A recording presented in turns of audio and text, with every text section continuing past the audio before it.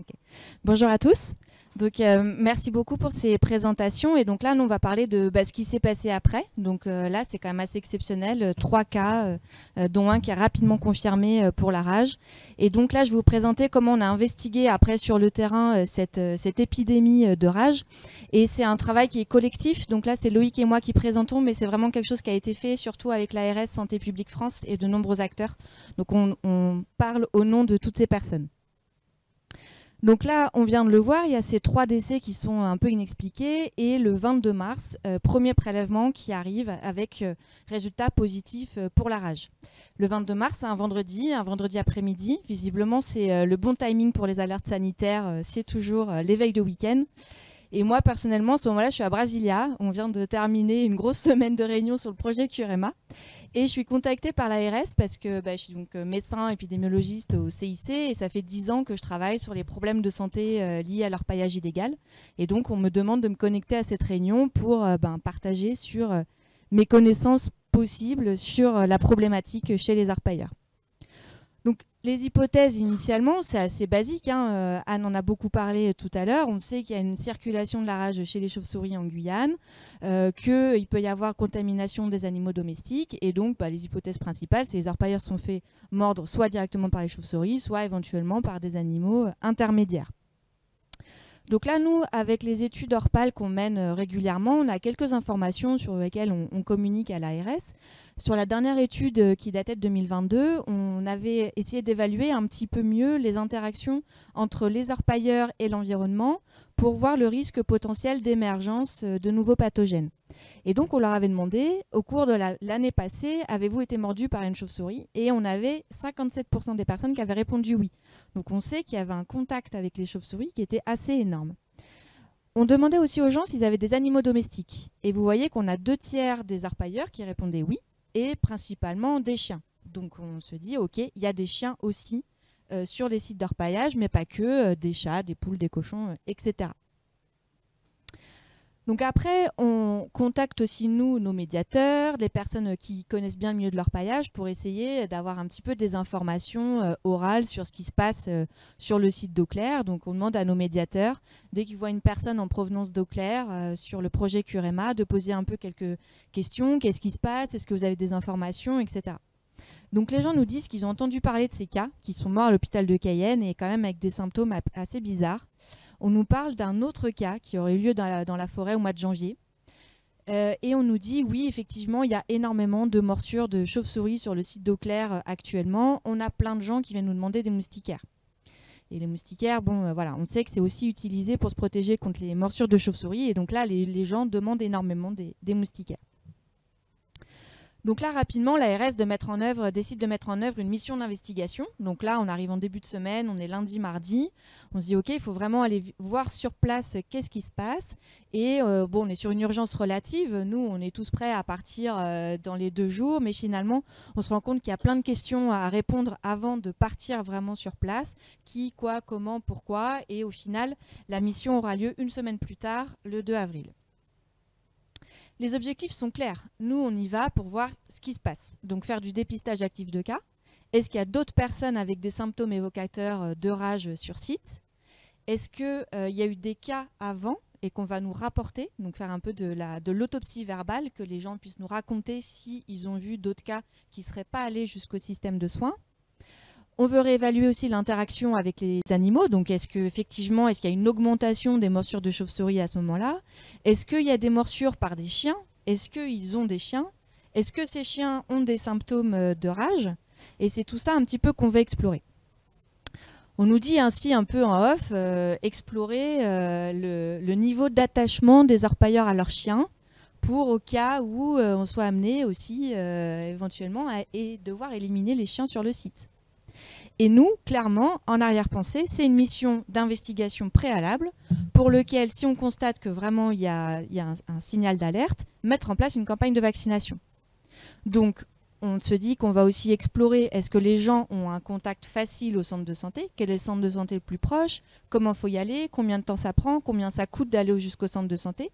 Ou si jamais on veut mettre en place une campagne de vaccination directement sur le site, est-ce qu'il y a des carbets disponibles, est-ce qu'il y a des sources d'eau, est-ce qu'ils seraient prêts à nous prêter des générateurs pour des chaînes de froid.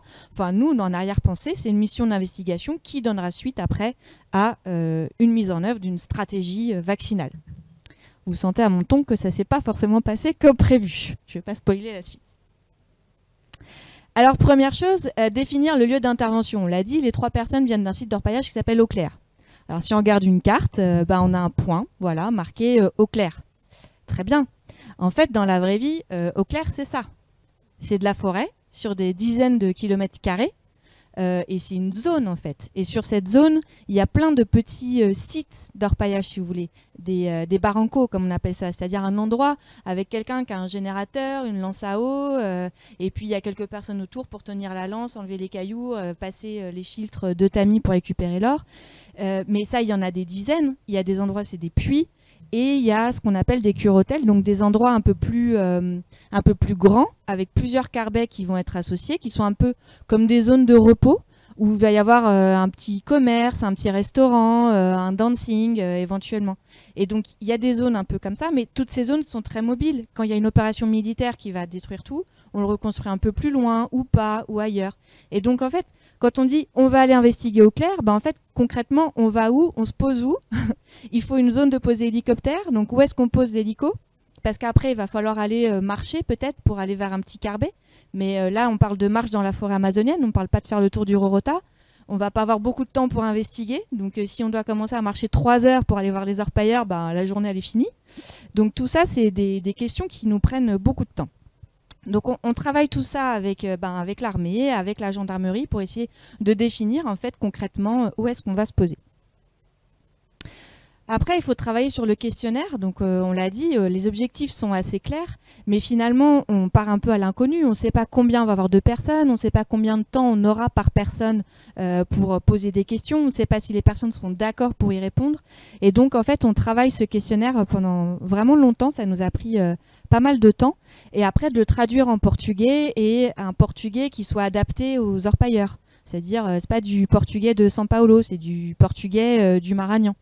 Et donc je vous dis, on a commencé à travailler dessus en début de semaine, et le week-end qui suivait, c'était le week-end de Pâques. Donc du coup, pendant tout le week-end de Pâques, et là je remercie vraiment les personnes de Santé publique France qui ont travaillé tout le week-end pour finaliser ce questionnaire pour qu'il soit au point avant notre départ. Donc après, sur la mise en œuvre, on se dit, bon, on n'a pas le choix, on y va en hélicoptère. On y va en hélicoptère, les orpailleurs, ils entendent un bruit d'hélico, qu'est-ce qu'ils font? Ils fuient. Donc, comment on va faire pour pouvoir arriver et voir du monde? Les orpailleurs connaissent bien les bruits des différents types d'hélicoptères. Le Puma, le gros de l'armée, ou les petits écureuils, les petits hélicoptères civils. Sauf que là, c'est pas une surprise, mais la préfecture, en fait, nous oblige à partir avec l'armée en sécurisation de la mission et n'autorise pas une mission uniquement civile. Donc, l'armée va partir avant nous avec un hélicoptère Puma et nous, on va partir dans un deuxième temps, une fois que la zone est sécurisée, avec un hélicoptère écureuil qui est seulement 5 places. Donc là, on se dit, il va falloir qu'on puisse passer l'information en amont, mais vraiment au maximum, pour que les gens sachent que oui, il y a un hélicoptère de l'armée qui va arriver, il va se poser, il va déposer des gens, il va partir. Et après, il y a encore un autre hélico qui va arriver, 1 heure après, il va reposer des gens, il va repartir, mais c'est pour votre bien, il faut rester. Il ne faut pas partir dans la forêt et les gens vont rester qu'une journée, donc ne partez pas trop loin parce que voilà, ils viennent investiguer sur probablement la rage. Donc là, comment on passe le message, comment on écrit le message, comment on le passe en audio parce que tout le monde ne lit pas. Donc du coup, on décide de faire aussi un message oral. Et là, bon, merci Elon Musk, ou à cause de Elon Musk, maintenant il y a Internet partout dans la forêt avec Starlink. Et donc on réussit à trouver des points contact, en fait, directement sur site Eau Claire, par nos médiateurs et par François-Michel Le Tourneau, qui est aussi un autre chercheur qui travaille énormément avec les orpailleurs. Et donc on passe au maximum l'information. Après, est-ce que l'information est arrivée? Ça, c'est une autre question. Donc dans l'hélicoptère civil, on peut mettre 5 personnes et l'ARS décide de mettre 2 vétérinaires. Donc il y a Benoît de Thoisy de l'Institut Pasteur, qui travaille depuis très longtemps sur la problématique des chauves-souris, qui fait partie de l'équipe. Xavier Baudrimont, qui est vétérinaire à la préfecture, et donc la préfecture veut un représentant de ses services, donc c'est Xavier qui vient. Il y a Francky Moumenga, qui est donc le directeur de la veille sanitaire de l'ARS, qui fait partie de l'équipe. Moi, en tant que médecin épidémiologiste, connaisseuse de la thématique, et pour le CTAR, c'est Loïc Epelboin qui est désigné. Donc le choix se fait aussi pour, on prend des personnes lusophones parce que on ne peut pas mettre un traducteur non plus en plus dans l'hélico, ça prendrait la place d'une autre personne. Donc voilà, ce choix est fait. Et le fait qu'il y ait l'armée, finalement, le point positif, c'est que dans ce Puma de l'armée, il y a une médecin militaire qui vient, Dr Aïssa Tadia, et une auxiliaire de santé, Mylène Cortés, qui est donc lusophone et qui avait fait d'autres missions exploratoires qu'on avait fait avec Félix aussi précédemment avec l'armée. Donc là, on monte dans l'hélico, on commence à survoler la zone, on se pose, et là, on arrive et je vois effectivement les militaires et je vois une vingtaine d'orpailleurs qui nous attendent. Et là, moi, clairement, je suis vraiment soulagée. Je me dis, OK, la mission va servir à quelque chose. On aura au moins vu des personnes avec qui on pourra discuter. Et je passe la parole à Loïc. Merci. Juste petit message pour l'INSEE. Tu as vu le t-shirt qu'avait Francky ce jour-là? Et pourtant, OM et PSG assis l'un à côté de l'autre. Je continue. Donc bonjour à tous, oui, j'ai eu la chance de faire partie de cette mission, d'une part parce que je suis à l'UMIT au CTAR et parce que je suis lusophone pour plein de raisons. Et c'était absolument essentiel ce jour-là de pouvoir échanger un maximum avec les gens. Ce petit chronogramme qui va permettre de comprendre comment s'est déroulée la mission, puis ensuite je vais vous montrer quelques photos de comment ça s'est déroulé et ensuite les résultats de cette mission. Des données qu'on a recueillies, donc les personnes que vous avez vues sur la photo et ensuite qui ont été analysées par Santé publique France. Et puis dans un dernier temps, je vais vous raconter un peu qu'est-ce qui s'est finalement passé, à quoi servit notre mission. Et donc là, effectivement, Maëlys s'est un petit peu spoilé en ayant un air pas content, c'est que probablement, c'est pas exactement ce à quoi s'attendait. Donc voilà, donc il y a les FAC qui sont arrivés en premier, qui ont sécurisé la zone, Maëlys l'a très bien décrit. Les experts de Cayenne qui sont en passe de dépasser les experts à Miami. Vous voyez, ça rigole pas, c'est dans l'hélico. L'arrivée, on n'a pas pris de photo de ça. La scène que vous a décrite Maïs, quand on est depuis un peu longtemps en Guyane, c'est complètement lunaire. C'est-à-dire que nous, on se posait, bon, on a un peu survolé, on fait pas ça tous les jours, survoler un camp d'orpaillage, etc., au milieu de la forêt. Et on arrive et vous aviez les militaires, moins impressionnants que les militaires brésiliens, mais quand même, en armada, tout ça. Et au milieu, vous aviez les orpailleurs en short et en tongs qui étaient au milieu. Et c'est eux qui nous prenaient en photo pendant qu'on atterrissait. Donc une scène assez lunaire. Et tout ça ensemble au milieu, quand on sait les rapports qu'il y a entre les militaires en Guyane et les orpailleurs, les premiers venant dézinguer les camps des deuxièmes, etc. Voilà, c'était un peu spécial. On est arrivé, j'ai pas mis de photo, mais je crois que Maëlys en avait mis une, mais il y avait une quinzaine de minutes de marche depuis la DZ un peu boueuse. Donc on était content d'avoir les chaussures du PSG. À ce moment-là, ça a permis de marcher de façon confortable jusqu'à un endroit que eux avaient choisi pour nous accueillir. Clairement, ils ont aussi choisi de nous montrer ce qu'ils avaient envie de nous montrer. Et donc, il y avait une sorte de zone qui était probablement, en fait, si je dis pas de bêtises, un camp qui avait déjà été dézingué, je crois, une semaine plus tard, sur lequel ils étaient revenus. Donc, c'était pas un lieu de vie très actif, même si dans les mètres autour, on voyait des choses. Et première chose, on a fait donc cette réunion d'information collective. Donc, vous voyez, tout le monde est là. Il y a des hommes, il y a des femmes, une cinquantaine, soixantaine de personnes autour de nous et tous très intéressés. Et évidemment, pas du tout, si la question effleurait quelqu'un, pas du tout menaçant, au contraire, très content d'avoir des gens qui s'intéressent à leur santé. La phase d'après, qui a dû durer 2 heures environ, c'est tous les membres de la mission qui ont interrogé à partir des questionnaires qui avaient été mis en place par Santé publique France, Maëlys, etc. Donc chacun dans son coin, on interrogeait les gens sur tous les aspects que Maëlys vous a évoqués. On avait 2 vétérinaires avec nous, donc on vous parlera un petit peu après, mais il y avait énormément, on a appris de chiens sur le camp, mais a priori pas d'événements inquiétants, et là juste sur place il n'y en avait que 2, ils en ont quand même profité pour les attraper et notamment celui-là, et regarder s'il y avait des morsures de chauve-souris, s'il y avait des signes. Et puis, ce que vous voyez pas forcément ici, c'est que le petit chien que vous voyez, aucun d'entre vous n'aurait imaginé, alors je connais pas les races de chiens, mais c'est plutôt les petits chiens qu'on voit dans les films coréens, tout parfumés, etc. Et donc la petite dame, elle avait son petit chien qui comptait plus que n'importe quoi au monde, et qui était en parfaite santé. Voilà, j'en ai loupé une. Réunion, une fois qu'on a discuté avec eux et qu'on a un peu ingéré toutes les informations, parce que globalement, au bout d'une dizaine de questionnaires, on a un peu discuté les uns les autres et on s'est aperçu que voilà, il y avait un certain nombre d'informations qui étaient communes et on a fait une restitution après. C'est à peu près à ce moment-là qu'on nous a partagé la fameuse vidéo dont j'ai parlé tout à l'heure. J'ai hésité à la mettre et je me suis dit que c'était clairement du voyeurisme, mais on voit un type tomber de son hamac, agoniser, hurlant, donc c'est tout à fait glauque et même si on est tous biaisés, on est tous convaincus que ça pourrait vraiment être un 4e cas, surtout qu'il vivait dans le coin et que lui aussi s'était fait mort par des chauves-souris. Voilà, et puis le retour à l'hélico, là vous voyez toute la petite mission qui est en train de retourner à l'hélicoptère. On s'est fait une petite frayeur et là encore, je crois qu'on s'est un peu, tu m'en veux pas Francky si aujourd'hui t'es un peu massif, mais on avait tous prévu un hamac et Francky t'étais parfaitement confiant dans l'organisation de la mission, n'en avait pas pris. Et en fait, l'hélicoptère, il a eu plus d'1 heure de retard. Et on a vraiment cru qu'on allait devoir dormir sur place. Et là, on a pensé à Francky qui allait servir de son maillot du PSG pour dormir par terre. À moins qu'il soit hébergé par un ou une orpailleuse. Donc ça fait partie aussi des... Donc voilà, donc ça c'est un peu comment s'est passée la mission.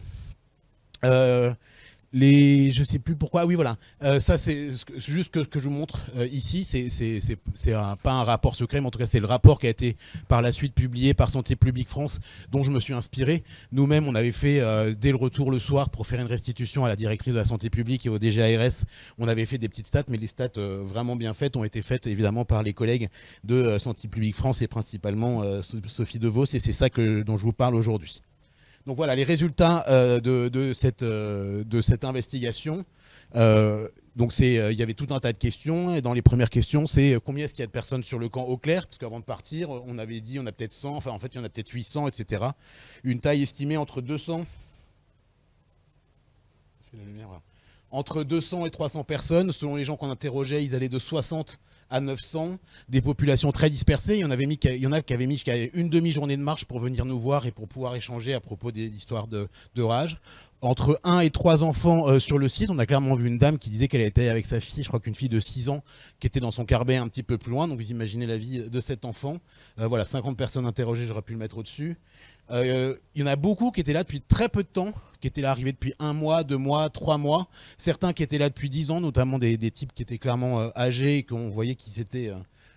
qui vivaient en forêt depuis longtemps, 1 tiers de femmes, 2 tiers d'hommes, principalement, c'est pas étonnant, enfin je veux dire ce qui les réunit ici, c'est quand même du travail extrêmement laborieux, et donc on avait principalement des 30-49 ans qui étaient présents sur le site.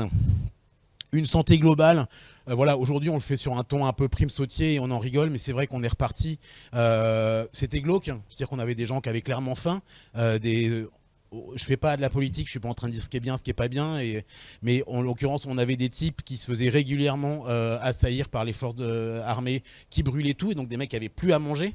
Et les images d'Épinal, c'est facile de chasser et de manger au fin fond de la forêt, oui, jusqu'à un certain point. Mais je peux vous dire que quand on a sorti les sandwichs à midi, on n'était pas très à l'aise. On avait 60 personnes autour qui nous regardaient. Voilà, on les a quand même vite bouffés et vite planqués. Donc voilà, donc clairement des gens qui avaient faim. On est à plus de 2 jours de marche, on va en parler juste après de Marie Passoula, donc pas simple. Plusieurs cas de leishmaniose que vous voyez ici, et c'est juste anecdotique. Ensuite, comme l'idée c'était de savoir s'il y avait des phénomènes épidémiques qu'on avait loupés, on les a interrogés, mais voilà, on a fait ce que disait Maëlys tout à l'heure, non seulement c'est des gens qui viennent du Marañón, mais s'ils font ce métier-là, c'est clairement pas parce qu'ils ont fait les grandes écoles et les grandes universités de Rio, même de São Luís. Donc c'est des gens qui ont un niveau scolaire relativement faible, et pour ceux qui font du soin, vous savez que c'est pas forcément évident l'interrogatoire. Et donc voilà, il parlait de symptômes, il y en a qui ont fait de l'anémie, des affections respiratoires après être entrés dans les mines, des œdèmes. Alors ces histoires d'œdème, ça nous a interpellés parce qu'il y a une dizaine d'années, il y avait une publication de Maëlys Douin et de Florence Niemiecki, et il y avait eu une épidémie de beriberi, et qui était déjà au clair, je l'avais oublié, mais... Et donc potentiellement dans les mêmes coins, donc beriberi, carence en vitamine B1 liée à notamment de la mauvaise ou de la sous-alimentation. Voilà, donc très dur, là c'est l'autopsie verbale, c'est très très compliqué, mais voilà.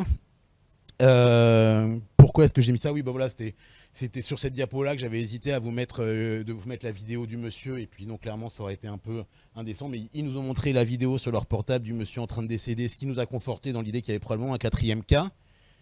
En termes de proximité avec un centre de santé, moi j'y connais rien, je suis pas comme Maëlys qui bosse dessus depuis 10 ans, donc je sais que c'est par là, et quand on regarde sur une carte, au clair, bah, ça a même l'air d'être plus proche de Saül que de Maripasoula. Bon, en fait pas du tout, hein. Il y a des bassins versants et avec des reliefs qui font que c'est parfaitement logique de descendre Linini jusqu'à Maripasoula, avec à peu près la moitié du trajet en quad et l'autre moitié en pirogue, et puis ça dépend aussi de l'argent que vous avez, de l'or que vous avez pour payer plus ou moins quelqu'un pour faire ces trajets-là, sinon une partie peut se faire à pied. Voilà. Le coût du trajet entre 3 et 10 grammes, la durée entre 1 jour et je ne sais pas lequel d'entre eux a dit 15 jours. Voilà, en plus de ça, Maëlys avait fait remarquer qu'il y avait un barrage qui avait été mis en place sur Linini, donc par là, un barrage fluvial. Peut-être que certains d'entre vous ont vu celui de la Prouague, où effectivement on passe absolument pas, il y a une sorte de bouée là tout du long, donc ça empêche clairement qu'ils éparviennent, enfin en tout cas ça complique le fait de passer, d'aller au centre de santé de Maripasoula. Voilà, 85% d'entre eux, donc on est à quasiment 2 fois ce que Maëlys avait pu voir, non un peu moins de 2 fois, sur l'enquête Orpal, mais là, 85% déclarés avoir déjà été mordus. À la question, mais est-ce que vous avez l'impression qu'il y a un phénomène plus accru récemment, plus important, etc. Ils disent non, non, pas du tout, c'est en permanence. Et ensuite, ben voilà. Et ce schéma, il est extrêmement important et je vous montrerai après pourquoi. Mais voilà, 25% un peu plus qui s'était fait mordre dans les 15 derniers jours, à peu près un peu moins de 60% qui s'était fait mordre dans les 30 jours. Donc ça c'est super important sur le potentiel protocole thérapeutique à mettre en place. Beaucoup on voyait les morsures à droite à gauche, surtout sur le pied. J'ai pas pris en photo, mais il y en a qui avaient des morsures sur le front aussi. D'ailleurs je vous l'ai mis là, donc 48% sur les pieds, 4% sur les jambes, 9% sur les bras, 18% sur la tête. Ce schéma est faux vu que la plupart d'entre eux n'avaient pas de moustiquaires, vu que les moustiquaires étaient brûlés par les assauts multiples.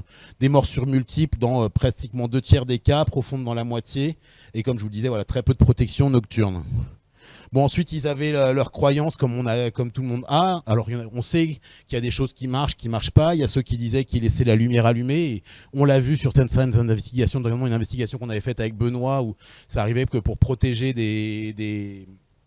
le bétail, les fermiers laissent la lumière allumée parce que les vampires viennent moins attaquer quand il y a la lumière, mais en général au bout de quelques jours ils s'habituent et finalement ils s'en fichent complètement. Il y en a qui prenaient de l'ail, sûrement une influence hollywoodienne j'imagine, s'imaginant que ça allait faire fuir les vampires. Quelques-uns qui avaient des moustiquaires, mais pas tous, et puis certains qui avaient que des couvertures, et donc ils s'enroulaient dans leurs couvertures pour éviter de se faire mordre. Voilà, Maëlys l'a évoqué, on les a aussi interrogés sur la présence d'animaux sur site qui auraient pu être des vecteurs de la rage. Donc de très nombreux chiens, mais a priori on n'a pas mis en évidence, même si on n'en a pas vu 36 000 à ce moment-là, mais a priori pas de notion de morsure de chien, pas de notion de chien en mauvaise santé plus que ça.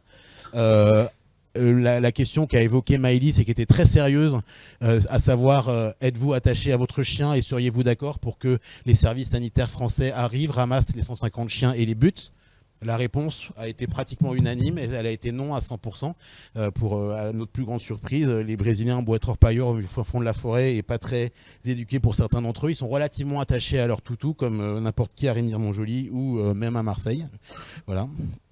Et puis un certain nombre d'autres animaux qui ont été vus, identifiés, pas vus, excusez-moi, dans les questionnaires, des chats, des porcs, quelques bovins, et puis voilà, des poules, des perroquets, mais loin derrière.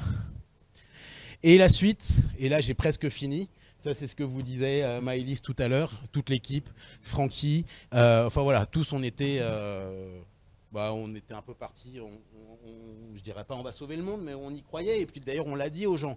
On leur a dit, écoutez, on ne sait pas encore, c'est pas nous qui allons décider, oui. Mais globalement, l'idée, c'est peut-être... Ouais, mais j'ai plus qu'une diapo. L'idée, c'est probablement de revenir. On va voir comment c'est compliqué. Vous savez, vous êtes loin, il faudra venir plusieurs fois. Mais l'idée, ce serait de revenir et de vous vacciner tous. Voilà, donc ça, c'est... j'ai oublié, je l'ai chopé sur Internet. Je ne sais plus à quoi ça correspond, mais c'est une vaccination de masse à Paris au début du XXe siècle sur je ne sais plus quoi. Peut-être même la rage, j'en sais rien. Pour la petite histoire, donc avec les quelques-uns revenant de la mission, on s'était dit, voilà, donc si on considère que sur nos 48 interrogés, il y en a 10 qui sont fait morts dans moins de 15 jours et 15 à 30, et 11, donc ça fait 21 au total dans moins de 30 jours. On va dire que si c'est ceux-là qui sont prioritairement les cibles pour une vaccination, on ne vous parle même pas d'immunoglobuline qui serait en théorie indiquée également si on voit la morsure. Donc ça en fait donc 21, et si on extrapole à une population de 200 et que ceux qui sont fait morts dans moins de 15 jours, ça fait 42 personnes à vacciner. Et si on dit qu'on vaccine tous ceux qui sont fait morts dans le mois et qu'on extrapole à une population de 300 personnes, ça fait 70 personnes à vacciner. Bon voilà, on était un peu parti là-dessus, un peu l'utopie, piou les petits oiseaux. Voilà, je vais m'arrêter là, c'est pas... Et puis, finalement, le résultat, ça a été ça, et là ça a été le coup de massue, surtout que le soir même avec Francky on avait discuté avec le DG de l'ARS, etc. Le DG de l'ARS il avait pris son dossier sous le bras, il allait pour la cellule de crise à la préfecture décider, etc. Et alors vraiment on s'y attendait pas, mais le lendemain on apprend ça par les journaux. La zone d'eau claire, interdite à la circulation, tout le monde doit sortir, tout le monde doit dégager, donc on était loin de l'idée qu'on s'était faite, même si c'était clairement un peu naïf, qu'on allait remonter dans les hélicos, que les infirmières du CTAR allaient monter, allaient vacciner les gens sur place, etc. Peut-être en imaginant un protocole plus court, plus simple, etc. Ben non, il a juste fallu tout dégager. Accessoirement, il y a quand même quelque chose qui était proposé, mais voilà. C'était un peu spécial, c'est-à-dire qu'il a été décidé que les patients pourraient se présenter pour leur première injection au centre de santé, vous allez tous me dire de Maripasoula. Non, non, pas de Maripasoula, de Saint-Georges. Pour aller se faire vacciner, et avec des réunions, notamment une qui était très impressionnante parce qu'il y avait énormément d'huile du Brésil qui était là à cette réunion pour la mise en place de la première vaccination à Saint-Georges et pour la poursuite de la vaccination au Brésil. Donc lunaire, on a des gens qui n'ont pas spécialement l'intention de retourner au Brésil, pas l'intention de traverser toute l'Amazonie pour aller jusqu'à Saint-Georges se faire vacciner. Et donc effectivement, côté Saint-Georges, il y a eu 0 personnes qui sont venues faire vacciner. Et côté Maripasoula, je ne vais pas spoiler, vous avez un poster de l'équipe de Céline Michaud qu'il faut absolument aller voir et qui vous donnera toutes les réponses. Mais globalement, la réponse n'a pas du tout été celle qu'on attendait. Et comme l'ont dit mes collègues juste avant, on a eu l'immense chance, malgré tout, qu'il n'y ait 0 cas qui suivent derrière, en dehors de ces 3 cas et demi. Je sais qu'avec Clémentine, 2-3 semaines plus tard, on a été appelé pour un patient qui arrivait de Maripasoula avec un tableau neurologique qui finalement n'était pas de la rage, mais évidemment là pour le coup on y a pensé tout de suite en première intention. Et c'était pas du tout ça. Voilà, j'ai fini. Sûrement qu'on a oublié plein de monde dans les remerciements, mais ça a été des réunions avec beaucoup de monde, des gens qui ont été très actifs, d'autres qui ont été juste conseillés, etc. Je veux bien que vous laissiez encore un tout petit peu les diapos de remerciements, juste que tous les gens qui ont aidé puissent être là. Merci beaucoup.